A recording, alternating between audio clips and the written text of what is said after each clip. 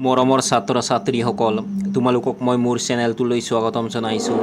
আজি মই সপ্তম শ্ৰেণীৰ সমাজ বিচিত্ৰা পাঠ্যপুথিৰ পাঠ ৩ ভাৰতৰ কৃষি আৰু উদ্যোগ পাঠটোৰ অনুশীলনীত দিয়া প্ৰশ্নসমূহৰ উত্তৰসমূহ আলোচনা কৰিম। গতিকে তোমালোকে ভিডিঅ'টো প্ৰথমৰ পৰা শেষলৈকে চাবা। অনুশীলনী 1 নম্বৰত দিয়া আছে তলৰ প্ৰশ্নবোৰৰ উত্তৰ দিয়া। ক নম্বৰ প্ৰশ্নটো হৈছে ভাৰতৰ কৃষি ঋতু কেইটা আৰু কি কি? তোমালোকে উত্তৰত লিখিবা ভাৰতৰ কৃষি ঋতু ৩টা। সেইকেইটা হৈছে খাৰিফ ঋতু, ৰবি ঋতু আৰু জায়দ ঋতু। খ নম্বৰ প্ৰশ্নটো হৈছে ভাৰতৰ কোন কোন ৰাজ্যত কি ৰোপণ শস্যৰ খেতি কৰা হয়? তোমালোকে উত্তৰত লিখিবা অসম আৰু পশ্চিম বংগত চাহ, কেৰালা আৰু কৰ্ণাটকত ৰবৰ, কফি আৰু মছলা, মহাৰাষ্ট্ৰ আৰু তামিলনাডুত কল আৰু নাৰিকল আদিৰ দৰে ৰোপণ শস্যৰ খেতি কৰা হয়। গ নম্বৰ প্ৰশ্নটো হৈছে ঝুম খেতি কাক বোলে? তোমালোকে উত্তৰত লিখিবা যি কৃষি পদ্ধতিত পাহাৰীয়া এলেকাৰ হাবি বন কাটি জুই লগাই পৰিষ্কাৰ কৰি কেইবাবাৰো খেতি কৰা হয় আৰু মাটিৰ সাৰুৱা গুণ কমিলে সেই স্থান ত্যাগ কৰি আন স্থানত খেতি কৰা হয়, তাক ঝুম খেতি বা স্থানান্তৰিত কৃষি বোলে।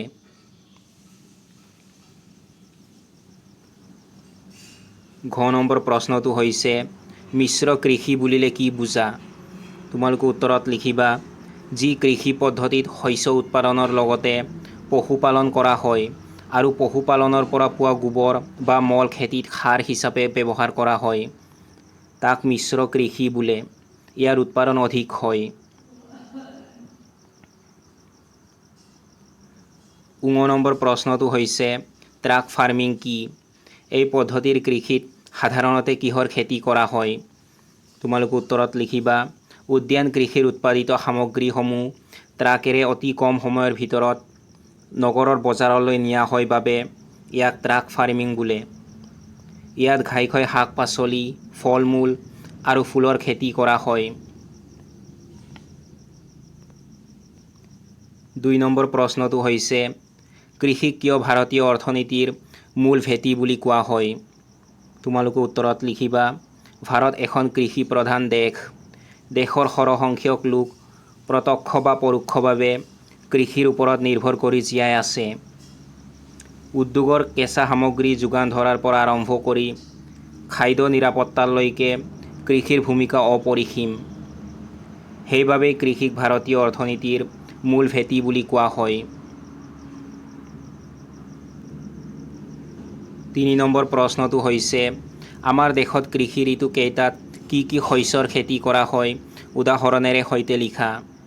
তোমালোকে উত্তৰত লিখিবা আমাৰ দেশত কৃষি ঋতু কেইটাত কৰা শস্যৰ খেতি তলত দিয়া হ'ল।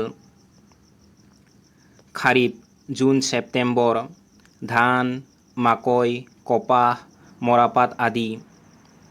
ৰবি অক্টোবৰ মাৰ্চ, ঘেঁহু, সৰিয়হ, দাইল, মটৰ, তিল আদি। জায়দ এপ্ৰিল জুন, তৰমুজ, তিয়হ, পানীলাও আদি। ৪ নম্বৰ প্ৰশ্নটো হৈছে ভাৰতত প্ৰচলিত কৃষি পদ্ধতিবোৰৰ বিষয়ে এটি টোকা প্ৰস্তুত কৰা। তোমালোকে উত্তৰত লিখিবা কৃষি পদ্ধতি ঠাইখনৰ ভূ-প্ৰকৃতি, মাটিৰ গুণাগুণ, জলবায়ু, জনসংখ্যাৰ ঘনত্ব আৰু অৰ্থনৈতিক অৱস্থাৰ ওপৰত নিৰ্ভৰ কৰি ভিন্ন হ'ব পাৰে। ভাৰতৰ প্ৰধান কৃষি পদ্ধতিসমূহ হ'ল স্থানান্তৰিত কৃষি। এই পদ্ধতিত অৰণ্য কাটি বা পুৰি খেতিৰ মাটি প্ৰস্তুত কৰা হয়। ইয়াক ঝুম খেতি বুলিও কোৱা হয়। বেদিকা কৃষি পাহাৰৰ এঢলীয়া মাটিত খটখটীৰ দৰে ঢাপ কাটি কৰা খেতি। নিবিড় কৃষি কম মাটিত অধিক পৰিমাণৰ উৎপাদনৰ বাবে এই পদ্ধতি ব্যৱহাৰ কৰা হয়। মিশ্ৰ কৃষি একেখন পথাৰত একেলগে বহুতো শস্য উৎপাদন কৰা হয়। ৰোপণ কৃষি বৃহৎ আকাৰৰ কৃষিভূমিত একোটা বিশেষ শস্যৰ বাবে এই পদ্ধতি ব্যৱহাৰ কৰা হয়, যেনে চাহ, কফি, ৰবৰ। উদ্যান কৃষি শাক পাচলি আৰু ফল মূলৰ উৎপাদনৰ বাবে এই পদ্ধতি প্ৰযোজ্য।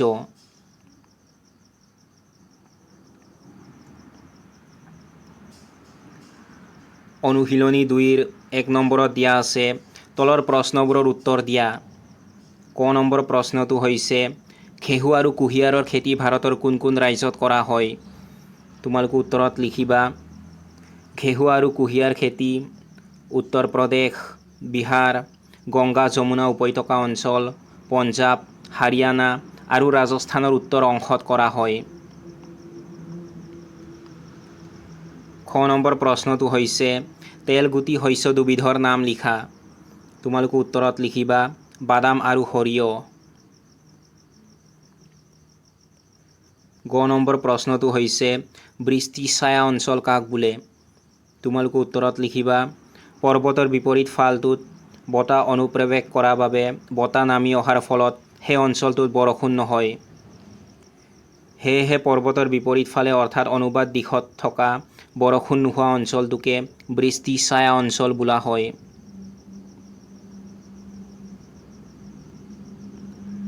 ঘ নম্বৰ প্ৰশ্নটো হৈছে ভাৰতৰ কোনটো অঞ্চল কপাহ খেতিৰ বাবে বিখ্যাত?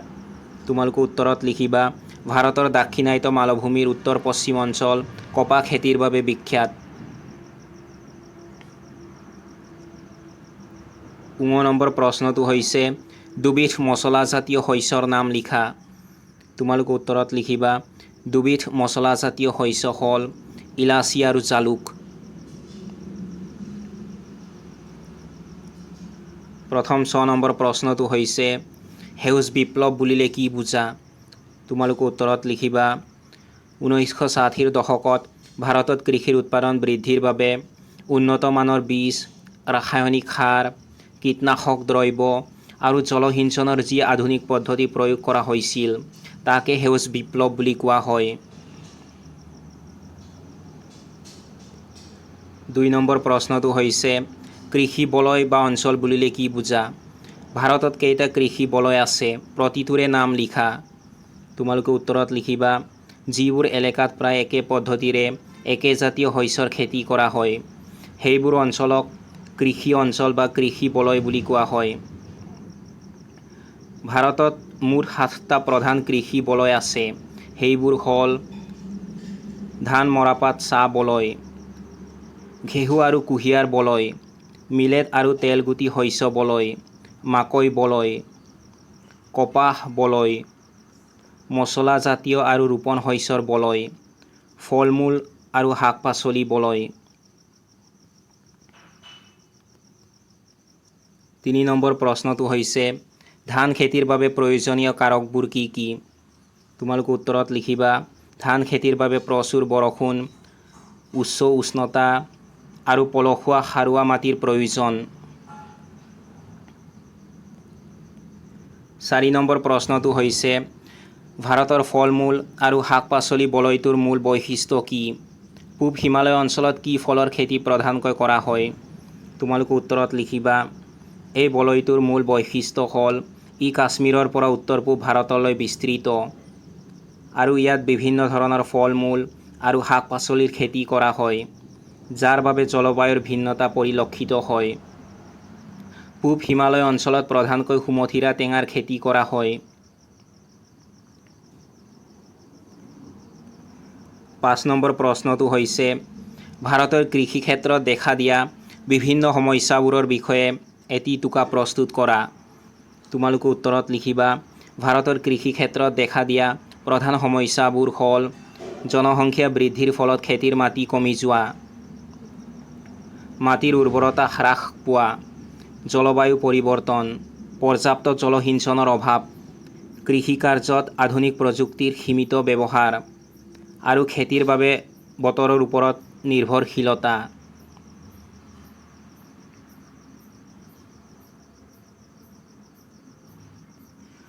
অনুশীলনী 3ৰ 1 নম্বৰত দিয়া আছে তলৰ প্ৰশ্নবোৰৰ উত্তৰ দিয়া। ক নম্বৰ প্ৰশ্নটো হৈছে 3টা হস্তশিল্পৰ নাম লিখা। তোমালোকে উত্তৰত লিখিবা মৃৎশিল্প, বাঁহ বেতৰ শিল্প আৰু কাঠ শিল্প। খ নম্বৰ প্ৰশ্নটো হৈছে কোন চনত ভাৰতত প্ৰথমটো লো তীখা কেন্দ্ৰ স্থাপন কৰা হৈছিল? তোমালোকে উত্তৰত লিখিবা 1907 খ্ৰীষ্টাব্দত ভাৰতত প্ৰথমটো লো তীখা কেন্দ্ৰ স্থাপন কৰা হৈছিল। গ নম্বৰ প্ৰশ্নটো হৈছে ছোট নাগপুৰ অঞ্চলটোক কিয় ভাৰতৰ ৰুঢ় শিল্প অঞ্চল বুলি কোৱা হয়? তোমালোকে উত্তৰত লিখিবা জাৰ্মানীৰ ৰাইন ৱেষ্টফেলিয়া ৰাজ্যৰ অন্তৰ্গত ৰুঢ় শিল্প অঞ্চলৰ দৰে ছোট নাগপুৰ মালভূমি অঞ্চলটোতো প্ৰচুৰ পৰিমাণে লোহা, তীখা, কয়লা আৰু আন আন খনিজ সম্পদ কেন্দ্ৰীভূত হৈ আছে।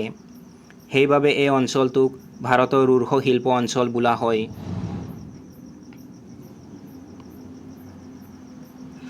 ঘ নম্বৰ প্ৰশ্নটো হৈছে হুগলী শিল্প অঞ্চল কি কি উদ্যোগৰ বাবে বিখ্যাত?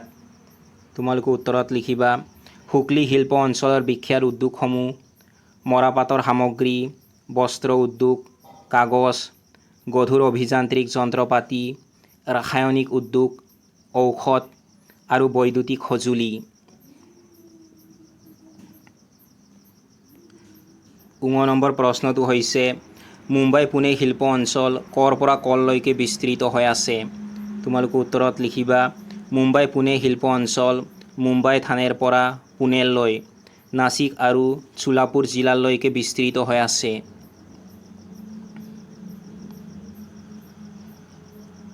প্ৰথম 6 নম্বৰ প্ৰশ্নটো হৈছে ভাৰতত সকলো ঠাইতে শিল্প অঞ্চল গঢ়ি নুঠাৰ মূল কাৰণটো কি? তোমালোকে উত্তৰত লিখিবা ভাৰতত সকলো ঠাইতে শিল্প অঞ্চল গঢ়ি নুঠাৰ মূল কাৰণটো হ'ল খনিজ সম্পদ আৰু কেঁচা মালৰ অসমান বিতৰণ।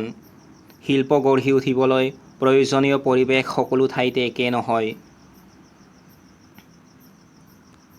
2 নম্বৰ প্ৰশ্নটো হৈছে উদ্যোগবোৰক কিহৰ ভিত্তিত শ্ৰেণী বিভাজন কৰা হৈছে? শ্ৰেণী কেইটা কি কি? তোমালোকে উত্তৰত লিখিবা উদ্যোগবোৰক আকাৰ, কেঁচা মাল, উৎপাদন আৰু মালিকী স্বত্বৰ ওপৰত ভিত্তি কৰি শ্ৰেণী বিভাজন কৰা হৈছে। শ্ৰেণী কেইটা হ'ল কুটিৰ শিল্প উদ্যোগ, ক্ষুদ্ৰ উদ্যোগ আৰু বৃহৎ উদ্যোগ। 3 নম্বৰ প্ৰশ্নটো হৈছে দেশ এখনৰ উদ্যোগৰ বিকাশত কি কি কাৰকে প্ৰভাৱ পেলায়? তোমালোকে উত্তৰত লিখিবা দেশ এখনৰ উদ্যোগৰ বিকাশত তলত দিয়া কাৰকসমূহে প্ৰভাৱ পেলায়। খনিজ সম্পদৰ সহজলভ্যতা, যাতায়াতৰ সুবিধা, অনুকূল জলবায়ু, সুদক্ষ শ্ৰমিকৰ উপলব্ধতা, বজাৰৰ ব্যৱস্থা।